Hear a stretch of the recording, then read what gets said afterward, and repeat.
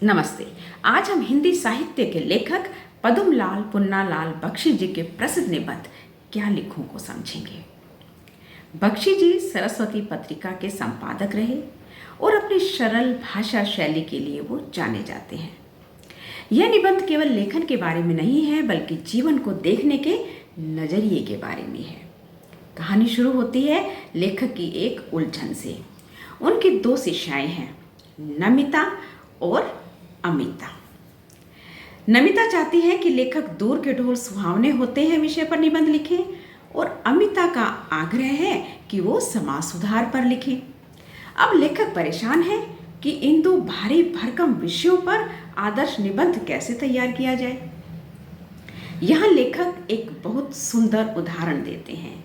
वे अंग्रेजी के विद्वान एजी गार्डिनर की बात याद करते हैं। गार्डिनर कहते थे कि निबंध लिखने के लिए एक खास मूड चाहिए। जैसे हैट को टांगने के लिए एक खूंटी काम आती है, वैसे ही अगर आपके मन में भाव है तो विषय कोई भी हो आप लिख सकते हैं। असली चीज भाव है, खूंटी नहीं।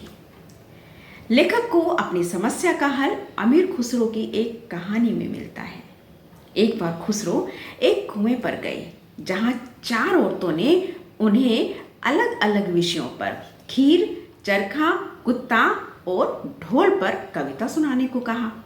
खुसरो ने क्या किया, उन्होंने एक ही पद में चारों को जोड़ दिया।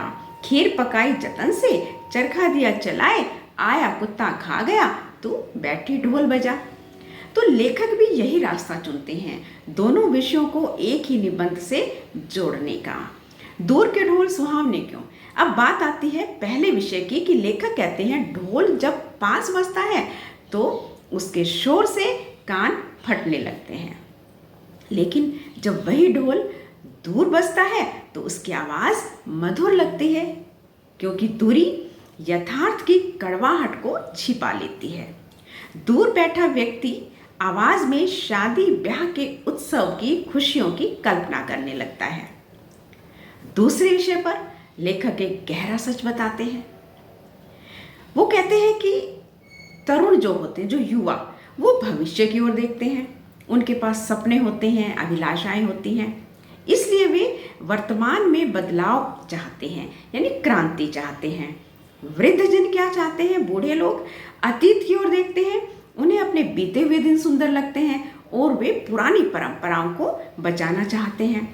चूंकि दोनों ही वर्तमान से असंतुष्ट हैं, इसलिए समाज सुधार की प्रक्रिया अभी खत्म नहीं होती।